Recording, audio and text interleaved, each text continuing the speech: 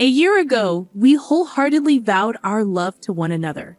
I made a commitment in my heart to share my life with this gentle-hearted man.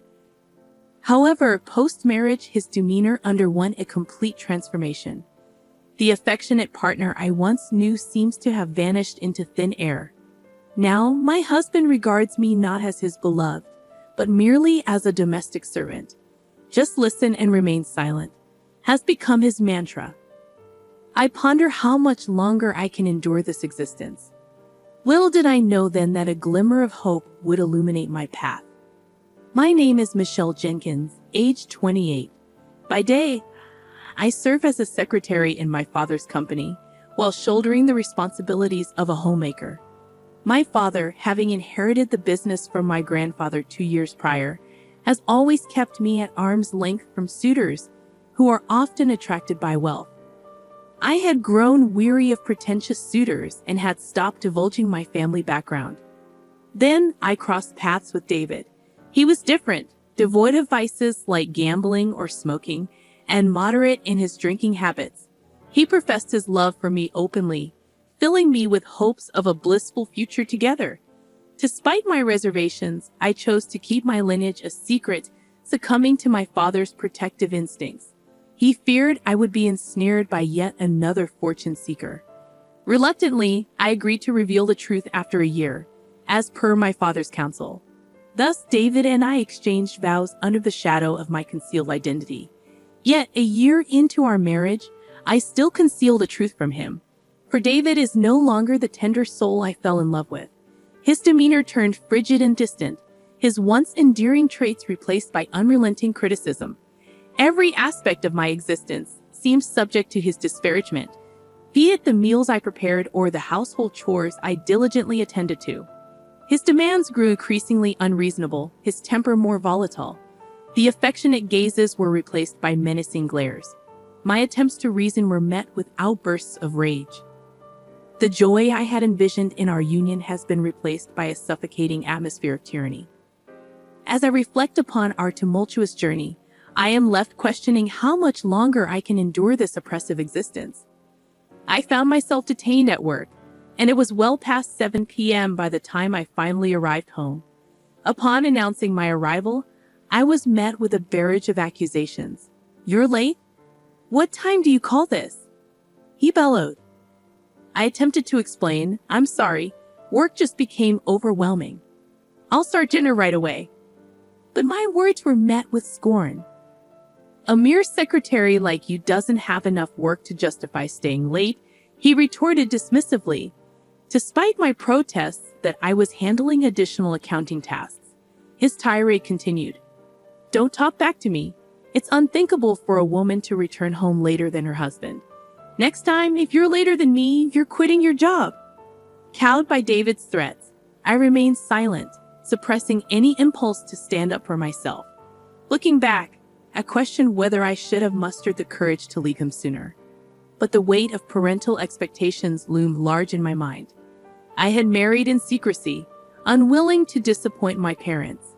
And so, I bore the burden of my marital woes alone. Then, one day during a break at work, my father summoned me to the reception room. Accustomed to assisting him as his secretary, I entered to find him waiting, wearing a contented smile. "What's up?" I inquired, puzzled by his expression. "It's been a year since you married David, hasn't it? I believe it's time to honor our agreement and reveal the truth to him," my father remarked gently. Struggling to mask my inner turmoil, I admitted, "Yes, we did make that promise. But things are a bit complicated right now." Concern etched across my father's face. He reached out to reassure me. "Did you and David have a disagreement? Newlyweds often face challenges, but your mother and I weathered our fair share of storms too. And look at us now, still happily together." "I'm sure you'll be okay, Michelle," my father reassured me, his voice tinged with concern. "It's not exactly a fight. Don't worry, everything will be all right. I mean, every couple has their share of arguments, right?" "Well, I suppose you're right," I conceded, trying to downplay the situation. "Anything else bothering you?" he inquired gently. "No, nothing really. I'm okay. But I guess I want to wait for things to settle down a bit before I talk to him, I replied hesitantly. Don't let it get you down too much. A little marital spat is pretty common, my father offered, evidently believing our discord to be minor. Unwilling to burden my parents with the truth about my strained relationship with David, I had kept them in the dark until now. Consequently, my father seemed to think everything was going well between us. Well, you better make up with David soon, he advised before leaving the room, leaving me alone with my swirling emotions. I wrestled with the dilemma of how to navigate my increasingly troubled marriage without alarming my parents. Yet I knew I couldn't keep the facade up forever. That evening, I resolved to confront David. As he returned home and I finished preparing dinner, I broached the delicate subject. David, there's something I want to talk about. I began tentatively. Huh? I'm tired, you know. He grumbled, clearly disinterested. It's important. Look, we're married, right? I want our relationship to be equal and for us to enjoy our lives together every day, I persisted. Equal? What are you talking about? There's no way you and I are equal, he retorted dismissively, seizing my hair and pulling it harshly. Ouch! I cried out, tears welling up in my eyes. He continued to grip my hair tightly. His words pierced through me like daggers as he continued, listen well. I'm the one who did you the favor of marrying you. Be grateful that I deemed to marry a plain and useless woman like you. But, didn't you say you loved me? I choked out, my voice trembling with hurt. Don't make me laugh, he sneered, his contempt palpable. I just pretended to like you because you seemed obedient and would be a handy housekeeper. He spat out coldly, his words laced with disdain. That's not true.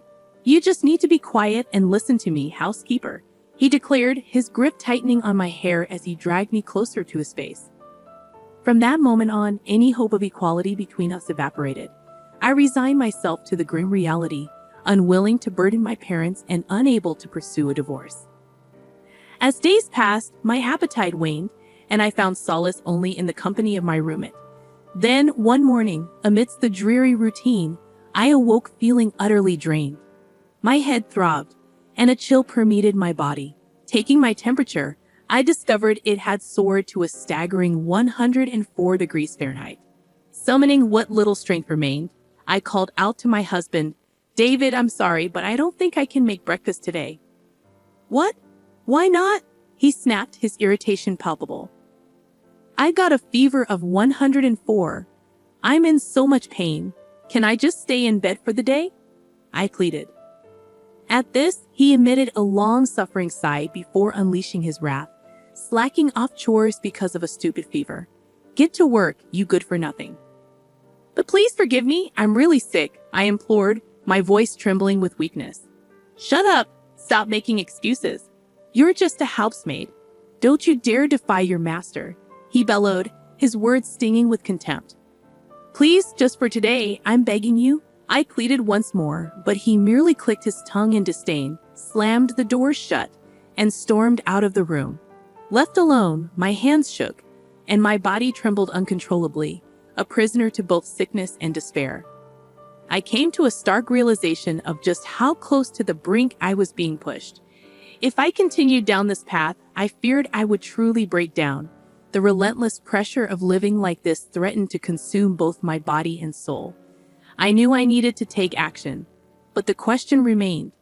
What could I possibly do? My fever-addled mind struggled to conjure a solution amidst the haze of exhaustion. Perhaps it was the culmination of prolonged stress, but before I could formulate a plan, I succumbed to sleep once more. Several hours later, I was abruptly jolted awake by the thunderous sound of my husband's voice. Hey, didn't I tell you to wake up, you dumb woman, he roared. David? I stammered, glancing outside to find darkness had descended. Though my fever had somewhat subsided, my body felt weighted, and a dull ache persisted in my head. Despite my condition, he unleashed his fury. I called you multiple times. What are you doing sleeping? Called? I must have missed it. I faltered, struggling to comprehend. I sent you a text saying I'm bringing my boss home. Prepare drinks and snacks, didn't I? he demanded, his tone seething with impatience. Wait, you knew I was sick today, right? And yet you brought your boss home. I questioned, incredulity lacing my words. I invited him to continue drinking at home. My promotion depends on this. Get up and get things ready now, he commanded, seizing my arm and dragging me towards the kitchen. No, I can't. I'm still in my pajamas, and I'm not feeling well at all. I protested weakly, futilely resisting his forceful grip. Shut up, just get out here now, he barked, leaving me little choice but to comply. With a heavy heart and aching body, I trudged into the kitchen, where I was met with the daunting task of entertaining his boss. As he hurriedly greeted his guest, I couldn't help but overhear their conversation from the entrance. Are you sure this is okay this late? I'm sure your wife wouldn't appreciate. His boss's voice trailed off, echoing my unspoken concerns. I don't have a wife, just a housemaid, my husband declared casually, dismissing my presence entirely. Housemaid? Sort of like a main wife, you could say. But please don't mind, he added, ushering his boss into the living room. Caught off guard, I stood there in my pajamas, devoid of any makeup, feeling a flush of embarrassment wash over me. Nice to meet you, I managed to mumble, bowing my head in apology. My husband is always telling me about you. I apologize for my appearance. I'm the section chief, Mr. Smith. I'm sorry for intruding so suddenly. Please, don't mind me. I'll prepare something right away, Mr. Smith responded courteously. As I retreated to the kitchen, concealing my face, my husband's harsh voice pierced through the air. Hey, get a move on and make something. You're absolutely useless, he scolded.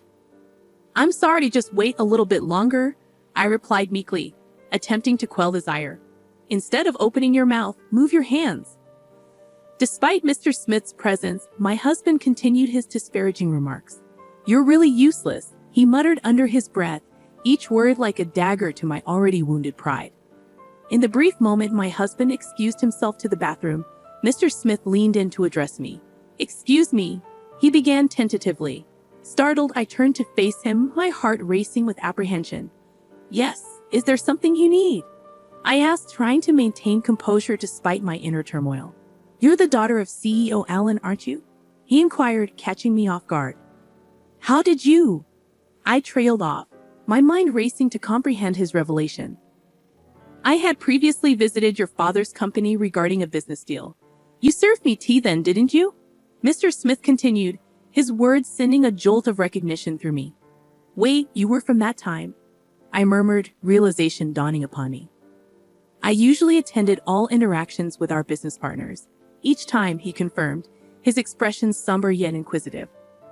As I served tea, I was introduced as Mr. Allen's daughter, and Mr. Smith's recognition struck me. David's workplace had recently become a client of my father's company, yet I hadn't disclosed to my father that David worked for Smith. Glancing towards the bathroom, Mr. Smith lowered his voice to a hush. What's up with your husband's behavior? Is he always like this at home? Yes, unfortunately, I admitted, shaken by the sudden candor. I can't believe what you've been through. Why haven't you told Mr. Allen? He questioned, concern evident in his voice. Regardless, we can't let this continue. Leave it to me. With resolve in his eyes, Mr. Smith swiftly gathered his belongings and departed, leaving me feeling as if a weight had been lifted. It was a moment of profound relief, as if I had finally found an ally. However, upon David's return from the bathroom, he was furious to find Mr. Smith gone. Why didn't you stop him, you good for nothing? He bellowed. Despite his rage, I chose to trust in Mr. Smith's assurance and endure. Several days later, I was summoned by my father to the company's reception room, where I found both Smith and a pale-faced David. Confused by the unexpected gathering, I waited anxiously as the atmosphere grew tense. My father's stern expression betrayed his disappointment as he addressed me. I heard from Smith that you've been treated horribly by David, haven't you? I faltered, overwhelmed by the weight of the moment. I understand you're kind-hearted and wanted to avoid worrying me, didn't you? My father continued, his tone softening with understanding. Dad, thank you, I managed, my voice choked with emotion. Smith bowed his head in acknowledgement, and my father's gaze turned to David, his words cutting like ice. David, I can't believe you turned out to be such a scumbag.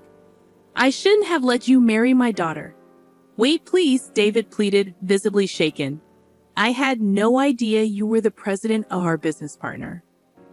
I didn't know Michelle was the CEO's daughter, David stammered, his voice betraying a mix of shock and regret. Shut up! So if you knew, you would have treated Michelle better? You're truly a lowlife, Smith retorted, his tone laced with disdain. No, there's no reason for this. I'm going to report you to your company's CEO. I'm acquainted with him, and we have a long-standing relationship, Smith threatened, his words carrying weight. No way, David exclaimed, his eyes welling up with tears as he crumpled to his knees. Desperation etched across his face. He turned to me, his plea unspoken yet palpable. Michelle, say something to your father for me, he implored. You want me to say something? Huh? I erupted, the frustration I had long suppressed finally boiling over. Do you have any idea how much I've suffered because of your overbearing, chauvinistic attitude? I've been holding it in all this time. I tried to improve our relationship, but it's you who ruined everything, right? Treating me like a housemaid and constantly berating me. Do you know how humiliating that was? Wait, Michelle, please forgive me, David begged, his voice thick with emotion. Shut up. Don't you dare casually call me by my name. No matter how much you apologize, I will never forgive you. I don't care if you fall into hardship. You get what you deserve. If you understand, never show up in front of me again. Stay out of my life forever, I declared, my resolve unwavering. At the end of my outburst, David broke down in uncontrollable sobs. Smith, with a firm grip on David's arm, bowed and left the reception room. Subsequently, David and I got divorced. When my father informed David's company president about the incident, he lost his job as well. It appeared that David had displayed a poor attitude at work and was consequently fired. Given these circumstances, he didn't receive any severance pay. Following the divorce, David apparently moved back to his parents' house. However, his in-laws were already aware of the incident. I heard his father gave him a stern scolding and kicked him out of the house. Now he seems to be working tirelessly at a factory where he can live in. He probably doesn't have much of a cushion since he has to make alimony payments to me. On the other hand, after the divorce, I moved back to my parents' house. Now, I've completely recovered and am focusing on my job. Since then, I've been meeting Smith regularly, and we have a good relationship. I'm not considering remarrying yet, but if I do someday, I want someone like him. When that time comes, I hope to build a happy family.